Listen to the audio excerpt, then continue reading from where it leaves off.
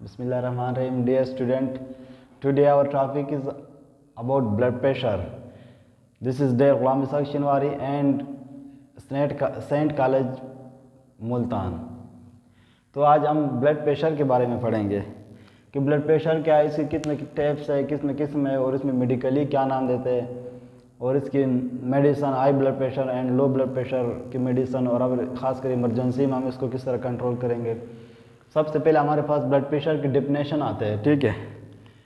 तो हम definition of the pressure which blood exist in the wall of arteries, वो pressure जो blood खुद ब्लड एग्जिस्ट करते हैं, ब्लड डालते हैं या ब्लड लगाते हैं आर्टरी की वॉल में, उसको हम क्या कहते हैं, उसको ब्लड प्रेशर कहते हैं। ये ब्लड प्रेशर की बेसिक डिफिनेशन हो गई है।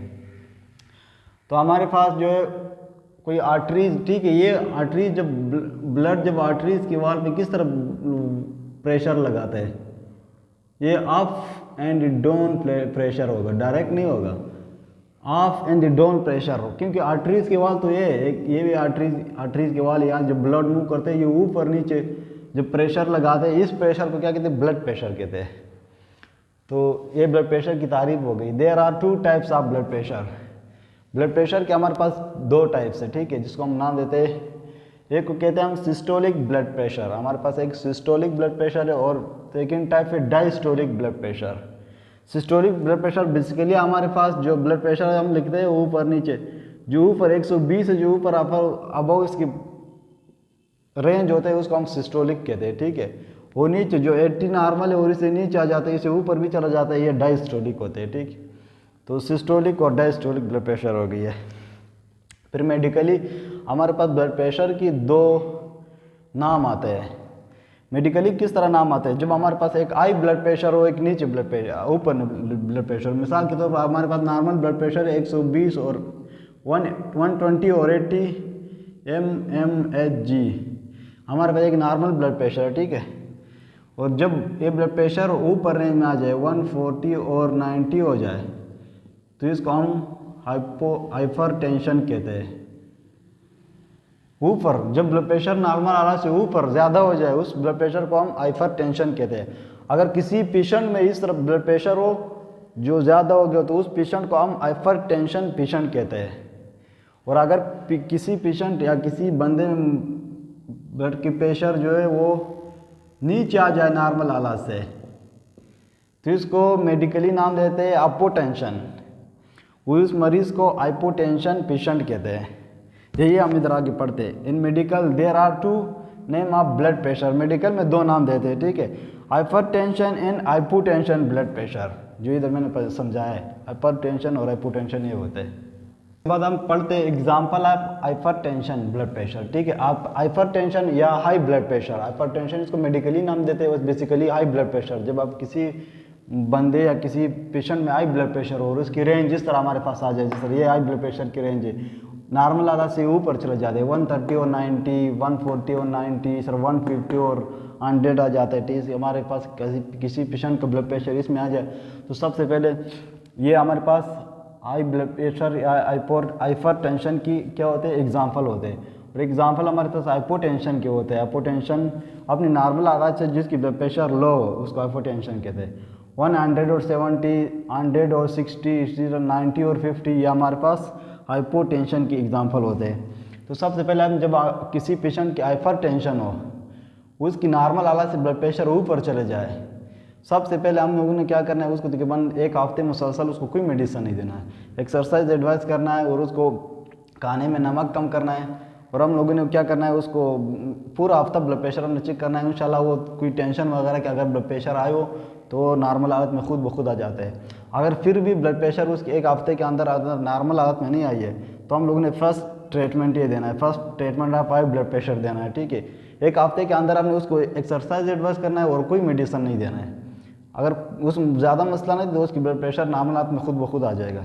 अगर फिर भी नॉर्मल हालत में नहीं आया तो हमने ये ट्रीटमेंट एडवाइस करना है। सबसे पहले हम लोगों ने उसे कहा ना कि आपने एक्सरसाइज करना है 30 मिनट्स, खासकर मॉर्निंग के टाइम। और उसमें एक बहुत छोटी सी और कम पावर वाली मेडिसिन है, अम्लोडाइपेन उसका नाम है। ये एक टेबलेट उसको सुबह नाश्ते के बाद स्टार्ट करेंगे।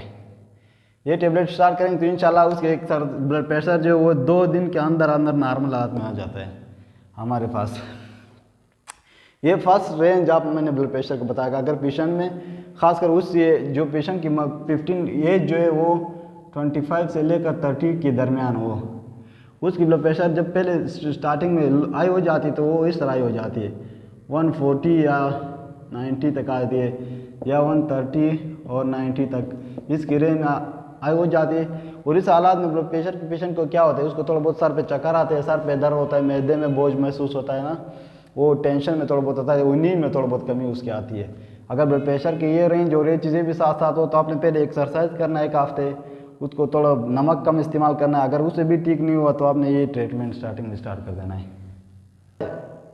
हाइपर टेंशन के बारे में पढ़ा है, ठीक है। उससे एक एग्जांपल मैंने दिया है कि स्टार्टिंग में खासकर जब किसी पेशेंट को हाइपर टेंशन हो ना, उसके वो थोड़ा उसकी नींद में कमी आ जाए, सर में दर्द वगैरह, और आप मुसलसल उसकी ब्लड प्रेशर चेक करते तो वो 140 और 90 या 130 और 90 के रेंज में आ जाए, सबसे पहले आपने एक हफ्ता उसको एक्सरसाइज और नमकियात कम करना है। फिर आगे अगर वो भी उससे नॉर्मल नहीं हुआ, फिर जो मैंने मेडिसिन पढ़ा है अम्लोडाफिन वो आपने स्टार्ट करना है, और सुबह सुबह 30 मिनट वो एक्सरसाइज कर दो, इंशाल्लाह इसकी बीपी बिल्कुल नॉर्मल हालत में आ जाएगी।